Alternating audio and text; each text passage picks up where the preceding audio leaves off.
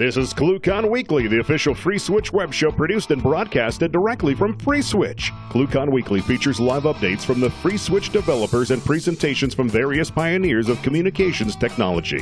ClueCon Weekly is brought to you by FreeSWITCH Solutions, the official consulting firm of the FreeSWITCH open source project. Get help from the experts. Visit freeswitch.com. ClueCon, the premier technology conference for telecom, WebRTC, IoT, and all things maker. ClueCon is held every year in Chicago, Illinois, and offers an all-day hackathon and 4 days of technology-rich presentations from developers around the world. Learn more at ClueCon.com or call 877-748-CLUE. Hey everybody, welcome to ClueCon Weekly. Today is March the 15th, 2017, and today we're going to be doing a few FreeSWITCH demos. We're going to cover things like basic Dialplan, XML curl. We're also going to show you quick how to adjust a conference layout, so you see us jumping between those all the time on here. We're also going to cover some things like the spiffy little lower thirds that we have here and how to do overlays, and we're also going to talk about the new Chroma key feature that we've been showing off for the past few weeks and how you can use it in getting some fun stuff going on here. Before we get to that, though, just want to remind everybody, if you want to help out with FreeSWITCH, and we could always use help with documentation, join the FreeSWITCH docs mailing list. You can find that at list.freeswitch.org. Join the list, introduce yourself, and say what you want to help with. There's a lot of things that can be documented, a lot of Confluence documentation that could always use updating. And so you guys come on, join us, and help us out with that. Coming up next, we're going to go over to Miss Kathleen King for the news. Hey, Kathleen, stand by.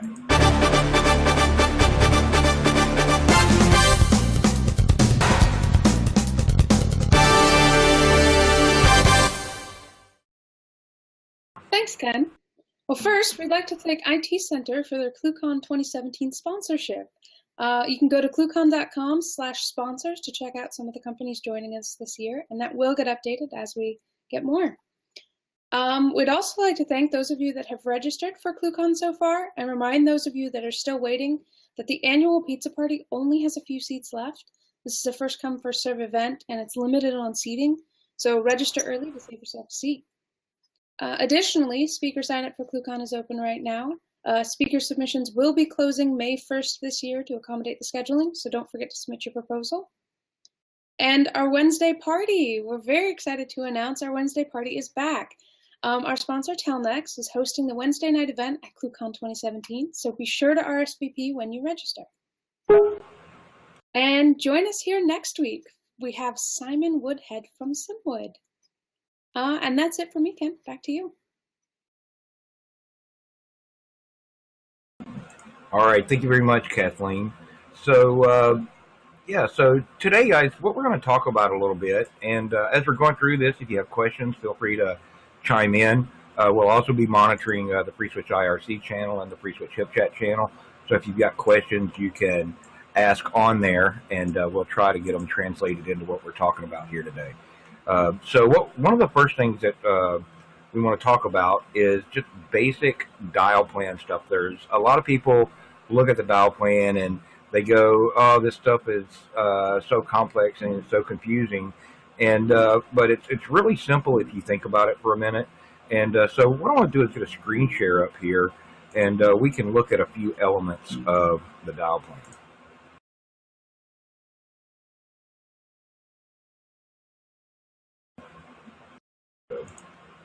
As you can see here, this is just a regular terminal here. I've got FreeSWITCH running.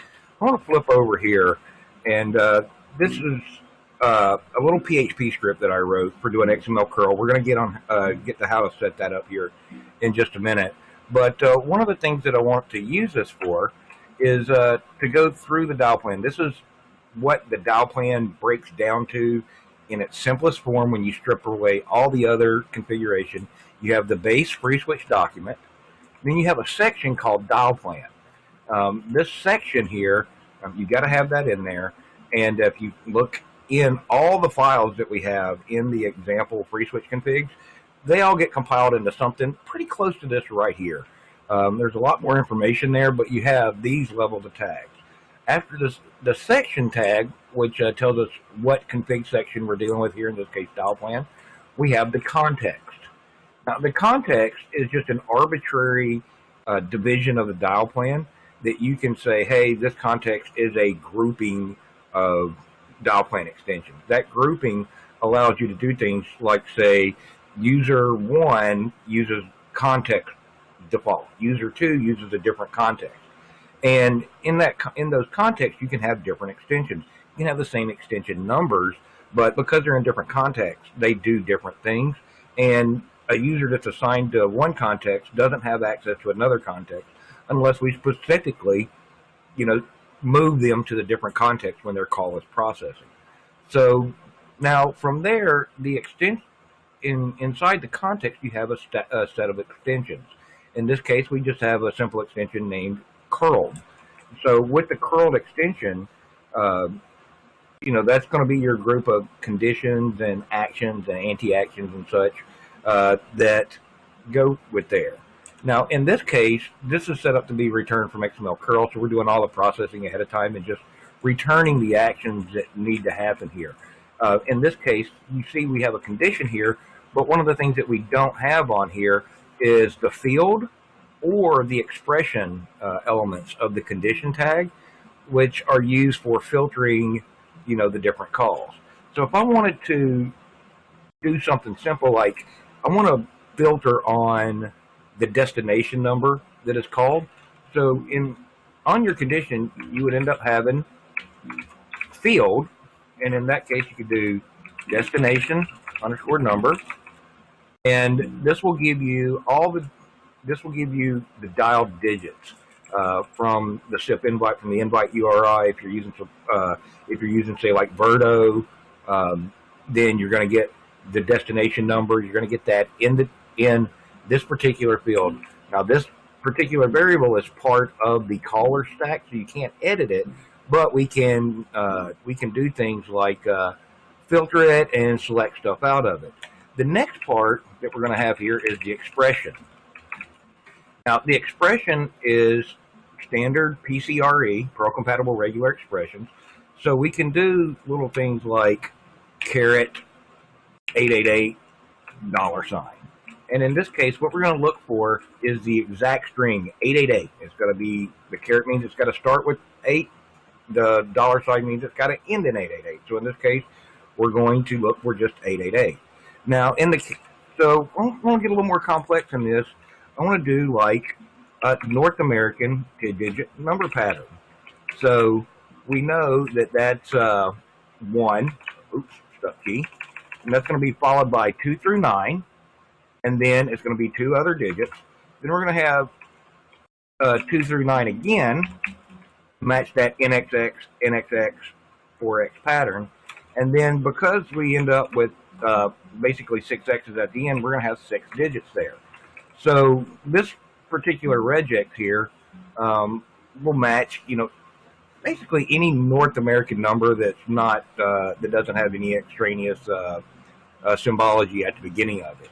Now, a lot of people look at this and go, okay, so now I need to capture this number, and because I need to break it all the way down to the base 10-digit number. I don't care about a plus sign or a leading 1, because we know these are all North American calls.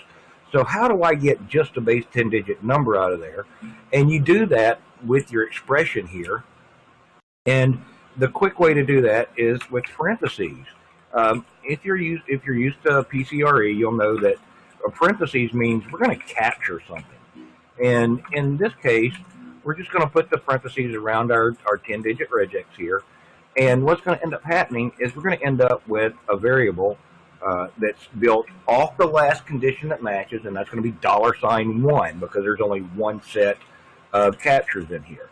So now, for the sake of demo real quick, I'm going to get rid of this conference. I'm going to leave it there, but let's say we're going to bridge out. And so on your action would then be bridge, and then and so we need to have, what are we going to bridge out to? We're going to bridge out to Sophia. Now we need to give it a profile name, so internal. And then we're going to go $1. If my keyboard will cooperate with me, at somehost.com. So now when the dial plan processes this, what's going to end up happening, it's going to look at this and see, it's going to say, oh, hey, look, I've got a number that matches on 10 or 11 digit North American number, and we're going to take the base 10 digits and we're going to break them down here. Now, once we have that base 10 digits, when the dial plan processes, we're going to end up with that dial plan with that 10 digit number in $1.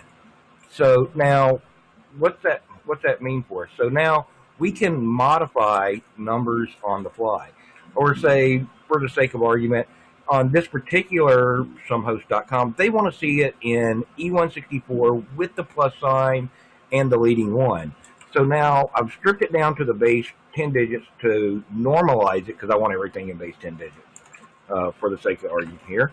And then so I can just add back in the $sign, the plus 1 here. So now when this invite goes out, we're going to see plus 1 and the 10 digits. So this is really, really simple way on doing the dial plan here. If anybody has any questions about it, you guys please ask in IRC, ask on the Hip Chat channel, and if I don't notice it, somebody will translate those for me. Anybody here on the call have any questions? If not, we're going to kind of skip forward just a little bit here. All right, cool. So in this case, what we'd end up doing, we'd set a couple of variables and such. Now, the next thing that people run into here, and is the use of these variables in a set command. So the set command is basically, how do I set a channel variable? I want to use this data later on for something. And so what we're going to do here is we're just going to have some var equals $1. Now, people run into this issue right here, is that they'll turn around and then they'll try to use some var directly after this. So what they'll try to do is they'll try to, let's say, log $sign some var. And what will happen here is they'll see that some var doesn't actually have a value on it. And that's because you need to keep in mind that FreeSWITCH dial plan executes in 2 different stages. The first stage is the routing stage, and we're going to figure out all these conditions that match. And then when we have those, we're going to build a list of all these applications to run. Now, when we run those applications, we're not re-expanding these variables. These variables get expanded in the execute phase. So we can kind of short circuit that. And if you need this variable available immediately thereafter, there's one quick way to do that, and that's add the inline equals true here. Now, once you do that, we're going to automatically go ahead and run that application earlier on. And so now your some var variable will actually be available here because it's already expanded at that point, because it will get expanded in the right order that way. It's a little gotcha that people run into. There's some other tricks you can do. If you need to do a transfer or something like that after this, you don't have to use the inline because you're going to start over at the dial plan again. And that's using the transfer application. That's not meaning transfer, like hitting the button on your phone. So that's getting into a little bit more. There's a lot of documentation on this on Confluence. If you search for dial plan on Confluence, freeswitch.org/Confluence, you'll see a lot of examples on all the different applications that you can run there and how to use those. So I'm going to go ahead, and unless there's any questions, I'm going to go ahead and reset this file back to where I was at right here. And so this, and move on a little bit to XML curl. So when you are using the dial plan, there are some inherent limitations in the dial plan. And Anthony, when he originally designed it, did so in a way that you can do a lot in the dial plan. You can do some incredibly complex dial plans, but you're going to reach a point where you're trying to just do too much in the dial plan, and it's designed to make it hard once you get to that point. Also, if you're doing a lot of regexes, keep in mind that regexes do cost CPU time. And if you've got 20,000 regexes in the dial plan, not only is it going to take your dial plan quite a while to load, you're also going to have to do 20,000 regexes every time a call passes through to get to that very last one that you're trying to match. That's going to make your calls run slower. So how do you speed that up? Well, one, you don't have to use a regex on every call. We can, go back to an external application like curl, and with curl, we can then make FreeSWITCH ask a web service, hey, what do I do with the call? What do I do with this call now that we've got it? Here's a bunch of variables. So what will happen in the curl, and this is a very simple example here of doing a PHP-based XML curl script. And so in this case, I'm just going to open some logging. I'm going to take all the requests that are logged to it. I'm going to write those out to a log file, and then instead of doing anything fancy, I'm just going to return a blob of XML that says just do these 4 functions: answer the call, send display, set a channel variable, and then just dump them into the conference. And this is going to come into play later on in the demo here.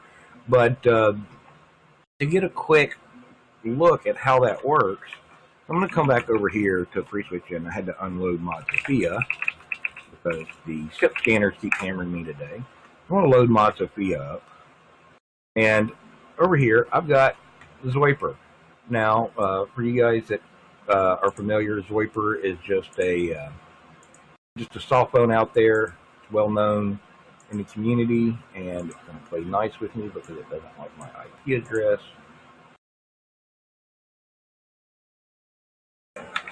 Fix that real quick. There we go. So now we can go back here, and you'll see, hey, look at that. Already getting the scanners, guys. You see these numbers right here? 972, always a scanner.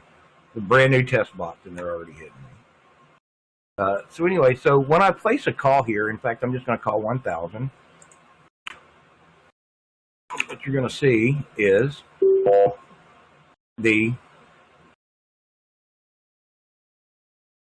right, I'll get that question in just one moment, Kathleen. And you're going to see that the call came in, and it's processing a call to 1000 in the default context. Well, with that, and I'm going to do this again so we can see XML curl debug on. XML curl debug on, so you can see a little more what happens here. You're going to see that, hey, look, there's an XML response was stored in this location. So I'm going to flip back over here and just go back to the Dialplan here. I can close the editor, and I'm going to cat that file. And you can see, hey, look, this looks just like what was in our PHP script here. Now the question becomes, how did I make this happen? Well, there's 2 parts that you need to do here. One, in FreeSWITCH, you need to make sure that you've got in your local autoload config modules.com, you need to make sure that you've got mod XML curl here, uncommented. Normally this is commented out in the example config. You also need to make sure that you have installed this. If you're installing from packages, this is installed by default. Just not enabled. You just need to go in here, uncomment this, and then restart FreeSWITCH. Or you can load this from the command line, load mod XML curl, and that will load it up for you. Now, to make this hit the CGI, though, you need to do one additional step, and that's in your FreeSWITCH config, autoload configs. You're going to look for xmlcurl.conf.xml, and you need to edit that file. In this case, I've stripped it down to get rid of all the comments, but there's really 2 lines that you're looking for here. One is under bindings, right? You need a param name, gateway URL, and in this case, this is just pointing at a web server running on localhost, and it's looking for testing.php. Testing.php is, this is testing.php. So we'll go back here, and we're going to set the bindings. In this case, we're only binding to the dial plan. get a little more advanced here, you can bind to different configs. There's a lot of things that you can bind to the directory. This is all documented on Confluence. Just you can Google for FreeSWITCH, mod XML curl, and it will take you right to the Confluence page. Should be the first hit to get all the different settings you can do here. Now, setting this up, there's two other settings that a lot of people are interested in. One is gateway credentials. So what these are is, I want to do basic, HTTP auth just to keep the corrupt at bay. So there's two params: gateway credentials and all scheme. The value is your username :password for your gateway credentials, and all scheme you set it to basic. There's some other settings you can do there that's also documented on the Confluence page. But this is how you turn on basic, HTTP authentication, and it'll send the username and password along with the request. So now with this, that will get you FreeSWITCH asking the web server, what do I do on this call now? And when it does that, you don't have to use the static XML Dialplan config file. In fact, you can actually just delete them. If you have one there in the event of a failure, it will say your web service is offline, 404, several other scenarios that you can go through there. You can have a static file for backup. There's also ways to say use a static file and also use curl combined. You'll check out the documentation on the different endpoint profiles that you're using, because there's different ones support some slightly different syntaxes on that. But so now that we've got this, it's pretty straightforward on what's happening here. Any questions at this point? I think there was let's see here, a question from YouTube. What's the downside of inline equals true? The downside of inline equals true is that's really only useful for sets and stuff like that. The downside to it is it can change the order in which things execute. So you don't necessarily want to set it on everything, because basically what it's doing is saying, hey, make this set happen before anything else in the Dialplan happens. So you can change order of execution that way. So you got to be careful with its use if you're doing something other than sets, because you can have something changed in a different order, like having, say, a bridge execute before a later test happens, or you got earlier test and then you have a bridge happen, but that bridge is inline equals true, so it happens before stuff without inline equals true. So you kind of got to be careful with that, and you kind of bypass the whole way that the Dialplan works when you're doing that in general. So be careful with using that. So, all right. Any other questions related to Dialplan, XML curl, that kind of stuff?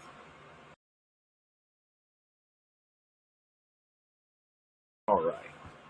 So now, one of the other questions that we get all the time, and I'm going to change my screen share up here just a little bit. Let's screen well here. And you guys can see me inside of me over here. So this is actually Verto Communicator running on my demo box, as you can see by the URL here. And so I did this so that you can kind of see some of the moderator controls here. And on the moderator controls, you can see that we have all these different layouts by default in FreeSWITCH that we can use. And, so this is I'm the only person on here, so we're just doing a full screen one by one.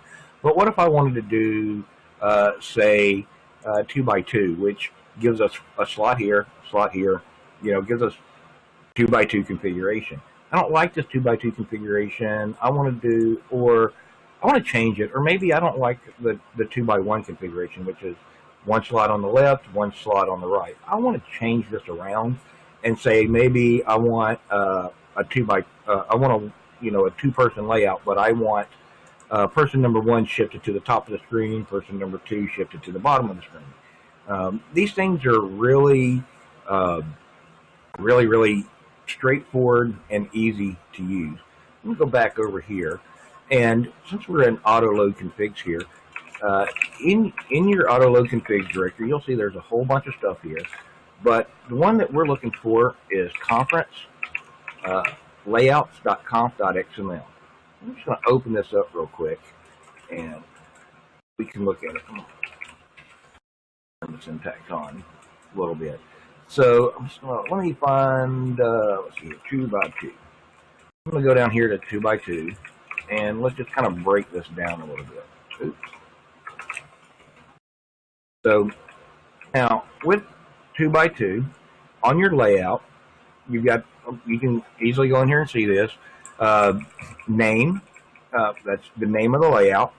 So you can, this is an arbitrary name. I find it more useful to name it or describe it with what it is, because when this name is in, if you're using Verto Communicator, is what actually populates this drop down list right here.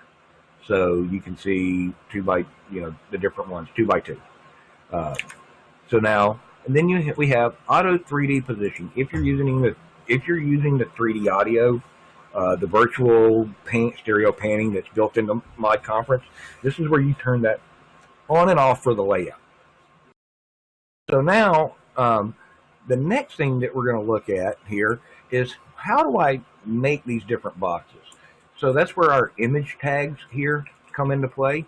And you'll see there's an XY coordinate system here. And then you'll also see that there's a scale over here. Now, key point here. All the XY coordinates and the scale, they're based on the number 360. That's not an arbitrary number. That 360 number works equally well with, say, it's a multiple of 720. It's also a multiple of 1080. It's also a multiple of all the different. It's just a number that works well for all the different screen sizes that we can possibly be doing here. So 720 is, double 360. 1080 is, times 4. I got that right. Or 3.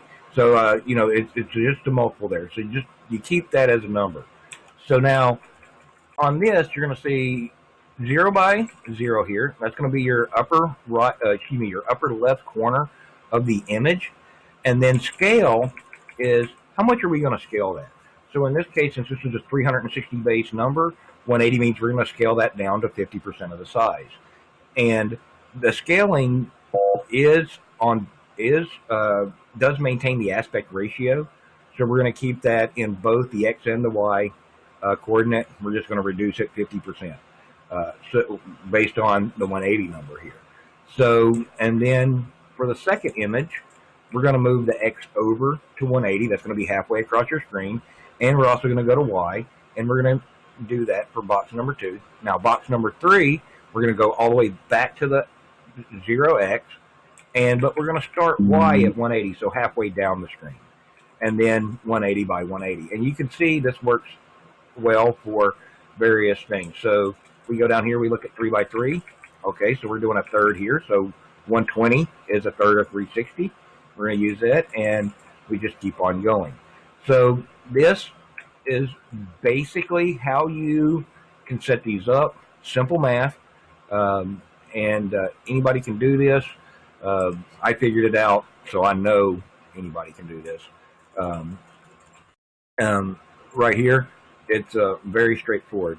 Now, there's some other options that you can do on here, and I'm going to go up here to the zoom, and on the zoom, that's where we blow up. We zoom in on the webcam image and kind of crop the edges of it.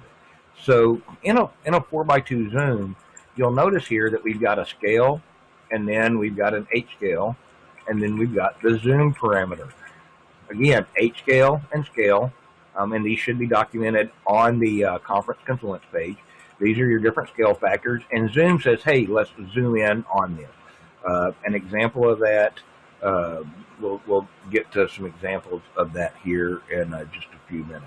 Now, the only other one that we need to look, in fact, let's go ahead and just do an example of that.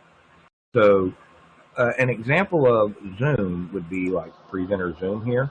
So you can see let's see here, which way do I gotta go on the camera, get back in the center of the frame. Now you can see the sides are chopped off, and then on the left-hand side, because I'm doing a screen share, it just puts my entire screen there and makes it fit. But if I were to say, just grab somebody, let's throw Kathleen under the bus real quick and put her back on the floor. If it will unlock for me.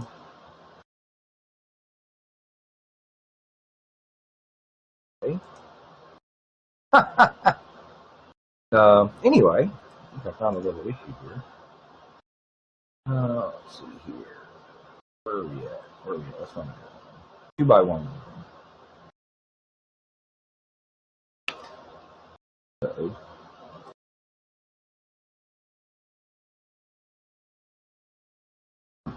okay. My browser's playing not nice with me.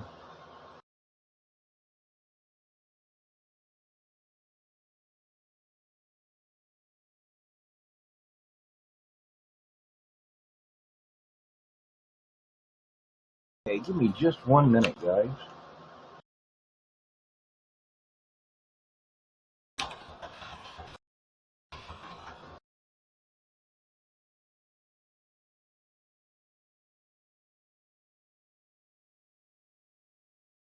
Okay.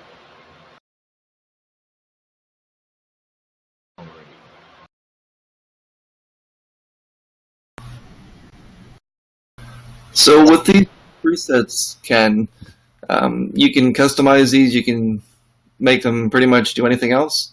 Yeah, you can make them do pretty much anything you want to do. In fact, you can even make them do things. Let's see here. Where did it go? In fact, you can even make them do things like overlap. In this case, I'm going to put myself there and put my screen share back in the lower bottom here. And you can see, and this is the overlap. So this is useful for all kinds of fun stuff. So you can see by doing that, I don't know how easy this is to read, but there's just an overlap equals true there. To do the floor, there's a floor, the floor only. There's a floor tag to dictate which. Floor only is the one that says, "Hey, the floor speaker only goes in this box right here," and kind of reserves it for them. The other thing that you can do is the reservation ID. And the reservation ID says this is a reserved box for an arbitrary person. So in this case, if we go back to this layout here, which is the screen share, this is a presenter layout. So there is a box in the upper right corner for the presenter here for me. And I just tagged myself with the presenter reservation ID. So this allows you to do all kinds of fun stuff with the layout. And this is all documented on the Confluence page. So you can have all kinds of fun with this. The layouts even allow you to do things. Let's see here. Where did it go? You can even do things to make it look like, kind of like Google Hangouts and stuff do, where you put everybody along the bottom.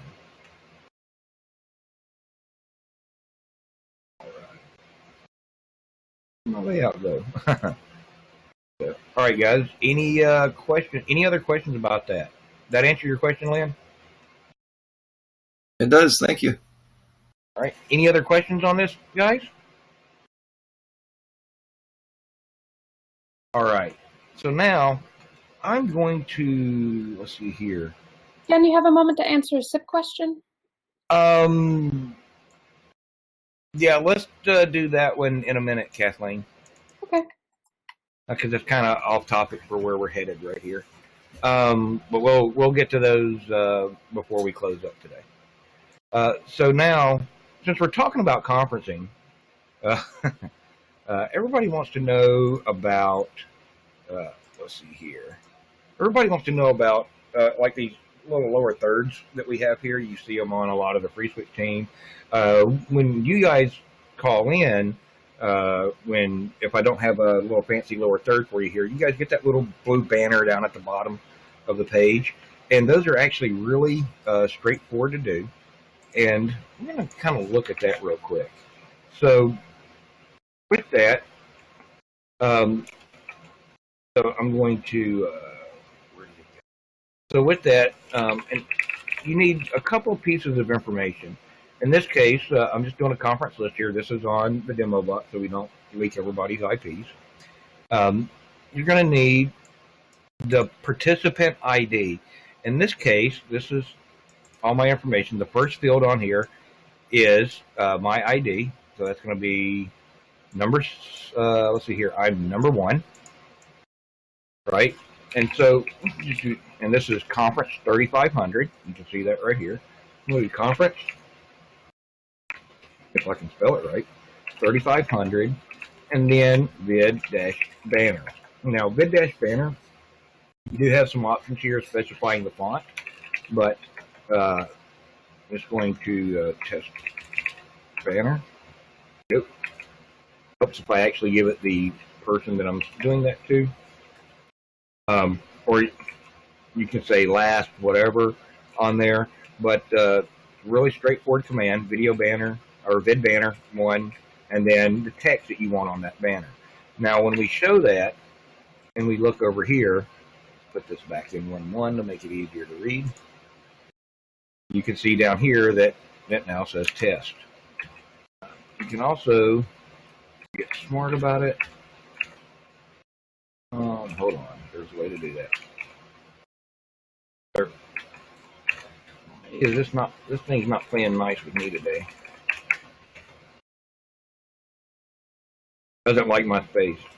But you can do all kinds of fun stuff with that and make it do whatever you want. Test banner at someemail.com. And you can see that. Now you can also set the fonts on here. I don't have any fonts loaded on this box, unfortunately, to show you different fonts. But that's all documented also on Confluence. Now, the other thing that a lot of people ask about is how to do the little video overlays down at the bottom over here, like down here. And so you do that with, instead of doing vid banner, you do let's see here, it is video logo image, and this takes PNGs. So you can give it any kind of PNG that you want here, and that will overlay that PNG on it. If you're watching on the YouTube stream right now, you'll see the FSTV logo. That's just a PNG file, transparent PNG, laid over it using the video logo image. And you guys can all use that. Any questions on this kind of stuff? I suggest that what you do is you do conference name, hit the tab key, which is what I'm doing here to get that list. There's all kinds of fun stuff you can play with on here. Any of the stuff that starts with vid dash, that's going to be related to the video bridge part of it. There's all kinds of fun stuff in there, like vid background image. You can set a background image for the conference layout. You can, a fun one to play with is vid flip. Vid flip 1. Hold on, it helps if I do the command right. And as you can see, I'm now upside down. I'm right side up. And, you know, so just play with these kind of things, and you can find a lot of fun stuff in there. Now, the next one that gets kind of fun is, you notice today, and I'm going to switch the layout back here for just a few minutes. Let's see, where did my layout go? I am going to, see here, put myself back on the floor, and we're going to use this little layout here. And I want to demonstrate something here for us. Let's put Tony in the upper right box. We're going to put Kathleen in box 3, and yeah, you know what? Let's put the screen share back in the lower corner here. Now, what this is demonstrating here is a layout with a background image, 4 boxes. The box that I'm in up here is the floor box. Kathleen and Tony are in reserved boxes, as is the screen share. But one thing that you can notice about all of us is we all have little backgrounds, and we look like we're somewhere else. Tony looks like he's in an office right now. I look like I'm in a data center, and Kathleen is getting ready to give us a stock report for the day. This is a new feature in FreeSWITCH. This is called Chroma Keying. Everybody's familiar with Chroma Keying. Tony, when we first showed this off a couple of weeks ago, Tony worked a lot on it since then and got a lot of things cleaned up. But it does things like auto background color detection. So if you've got a solid background, it'll filter it out and you can replace it.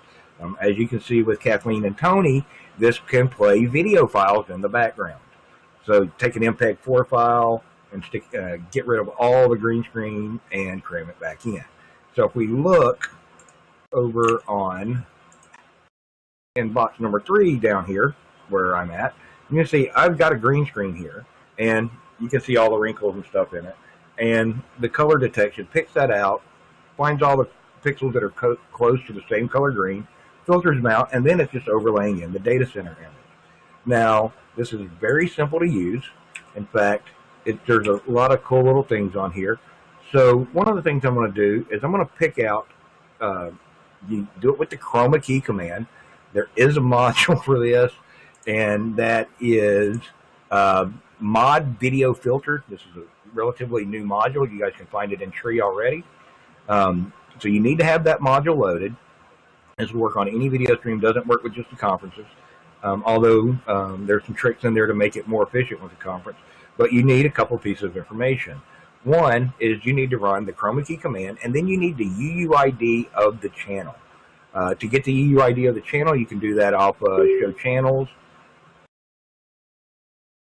On that, and go there. You get the UUID, and then we're going to do Start, and then Auto. Now, for Auto here, for you guys that can read that, the Auto part of the command here says we're going to use the Auto color detection.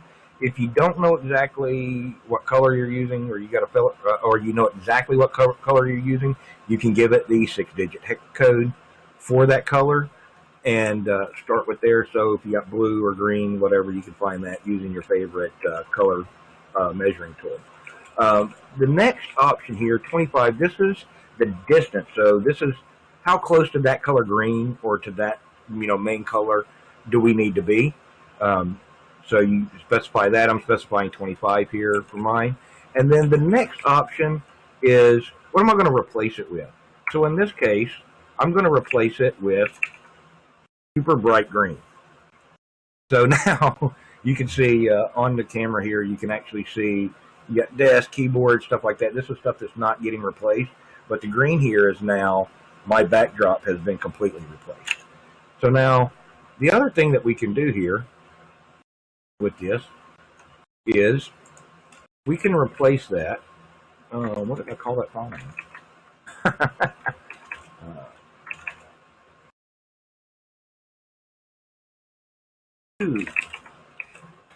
No caps lock. Come on. So now, if I want, so now to do just a regular image drop in, like you can see here on my main screen, I am using a data center, just a wallpapered PNG from out there. Apply that, and now we can flip back over here, and you can see that now I'm sitting in the data center, even though I'm not really in the data center. Or we can get kind of fancy and I'm going to do the news today. Go back over here, and now there is one little trick that you'll want to know for this, and that is, crap, where'd it go?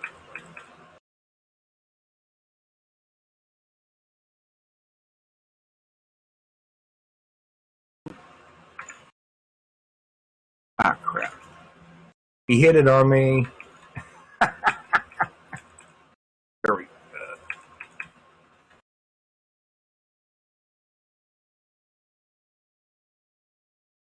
syntax right. On a video, you want to use the loop equals true syntax. You put that in curly braces before. Just give it the file name, and boom. Now we've got a video here sitting in the background. All the green screen's gone, and there you go. Now, what are the caveats of using this? A, you need a fairly constant colored background, and you want a color that does not happen in nature, very often. So that's why we use things like green screen. I want to turn this off real quick so you can see the color green that we're using here. So in this case, this is an actual green backdrop screen from Amazon. They're cheap. You can go buy them. They make them in different colors. I've got green. I've got blue. However, you want to use something that's not going to have the same colors that you're wearing, similar mid-tones to your hair, that kind of thing. And you want good lighting on it. You also want to be 4 or 5 foot in front of the screen. Or, sorry, Kathleen, I want to throw you under the bus here. So if you look right below me right here at Kathleen's hair, you can see that it's blending through. And this is not the software. Well, this is the software blending through, but in this case, it's a lighting issue that can be addressed with lighting. She's a little constrained on space in her office there. So the green screen's kind of close to her, and she can't really get it lit that well. But, you can address that with just lighting. So in my case, I've just got lights overhead, and I've got plenty of space, so I'm not throwing shadows on the green screen. And it's picking it up a lot better. There's a lot of other cool stuff you can do here. I'm not going to get into them, but you can combine the green screen with an overlay and have all kinds of fun stuff with that, and you can do that. And that's all available today in FreeSWITCH. All right, guys, any questions about that? All right, let's see here. I saw one here. Okay, so someone asked, the lower third that they're seeing on me right here, right now, is much more fancy than in my upper my upper left corner box, than in my lower left corner demo box here with the little blue stain here. So the little blue text banner, this is just a basic text logo banner. It uses true type fonts, and that is what you get with, let's see here, back to the right screen. That's what you get when you do the vid banner. Here, that's just a text processing. This does not take the image. If you want to do a fancy lower third like I'm doing here, that is a transparent PNG that's cropped down to the right size, and then it is overlaid with the let's see here, with the vid logo image, and then this will take a file name let's see here, like this. And because it's not transparent, oops, I'm going to give it a member ID. And because it's not transparent, then this is what you'll end up seeing on it. And you can see it's not quite the right aspect ratio for a 16:9, so it's overlaying it and cropping it off. So now you want to turn that off, and this works on both video logo image and on the video banner. Just use the keyword clear. It helps if I actually enter the word correctly. And then it'll clear that, and you get back to your normal viewing things here. Hope that answers your question, YouTube viewer. Now, to jump back a little bit, one of the users on IRC asked, what's the advantage of using mod XML curl over module binding such as mod Python or mod Lua? I think that's a preference kind of thing. One of the advantages over something like that using mod XML curl is you can potentially scale a lot higher. Mod XML curl and the entire curl core of FreeSWITCH was designed early on so that you could leverage web technologies for scaling. What I mean by that is you have CGIs that can be very complex, and you might need more than one web server to run those on. So you can use a reverse proxy, reverse load balancing proxy, say Nginx or Apache, my proxy, whatever, between FreeSWITCH and your actual web server, and kind of split those apart. Now you don't have complex routing logic running on your FreeSWITCH boxes. Now you've got other cores that you can offload that stuff to. That leaves your FreeSWITCH servers for processing media, and another group of servers for processing business logic, that kind of thing. When you're using Mod Python, Mod Lua, you're combining all that and you're running that on the same cores that you're running FreeSWITCH on. Is that a bad thing? I think it's a preference thing. I think it's a scaling thing. So you can use a combination of both. It really depends on how you want to do it. Certain groups like Fusion PBX, for instance, they use some of the Lua bindings for handling things like the directory and the Dialplan. Works quite well. However, Mod XML curl, Mod HT Lua Python Perl bindings, all those different things are different tools in the toolbox that you can use with FreeSWITCH, and have a lot of fun in doing it and get towards your end goal.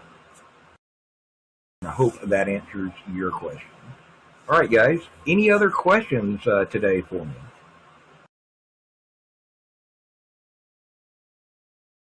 All right, guys.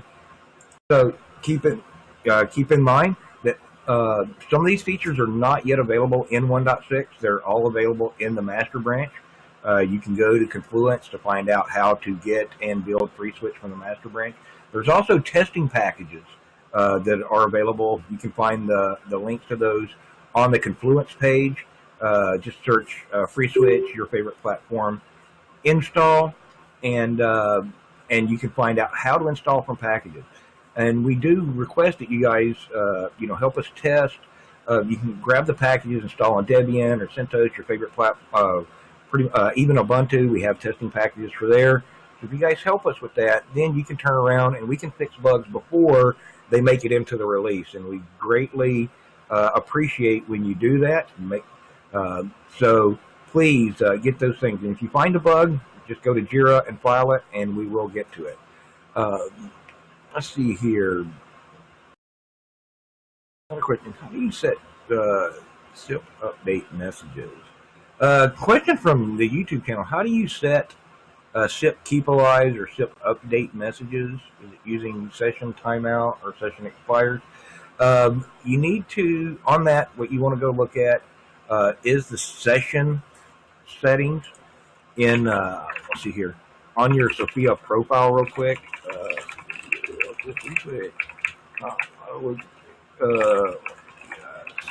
Profile default. Really? Default. Excuse me, internal. How about that? So on your session timers, right, there's, you want to enable timer. They're enabled by default. You can turn them off. But there's also, let's see here, there's a session timeout. That's going to be the value on the timeout of the session. There's also, let's see here, min-session.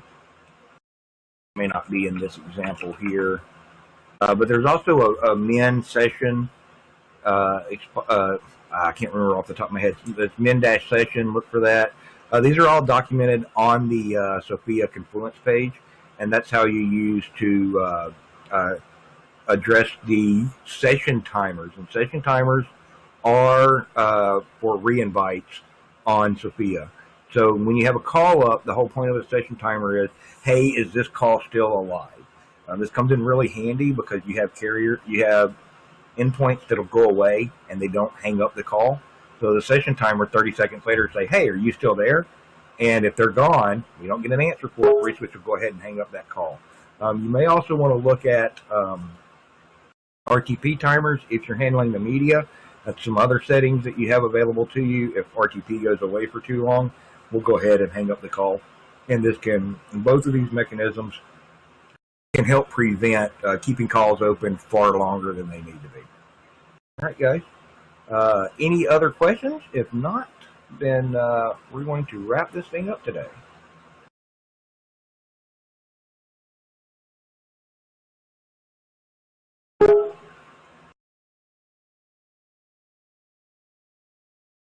All right, guys. So we're gonna leave it there. You want to find out any more about these features? Check out Confluence. Some of the stuff is not documented yet. If you want to help us get this documented, like I mentioned earlier, join the Docs team mailing list. FreeSWITCH developers do monitor that, and you can ask questions there. Help us document this kind of thing, get it out there, and help us with that. It just makes the documentation better, makes it easier for everybody else involved. If you have any problem, if you run across bugs in testing these things, go to freeswitch.org/Jira, open a ticket there. Jira tickets are, we don't charge anything for those or for the account to that, so you can go sign up and get that today. Miss Kathleen, anything you want to get out there before we wrap today? I think that's it. I would just say make sure you guys tune in next week. We have Simon Woodhead from Simwood. It'll be very exciting. All right, cool. Thank you very much, Kathleen. And hey, guys, don't forget, I want to remind you, click that subscribe button down there on YouTube. You'll get the updates on what's coming up next.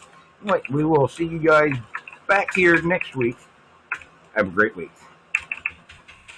You've been watching ClueCon Weekly. Tune in every Wednesday at 1 p.m. Eastern Time, or visit us online. Please follow the FreeSWITCH team on Twitter and Facebook by visiting our site at freeswitch.org.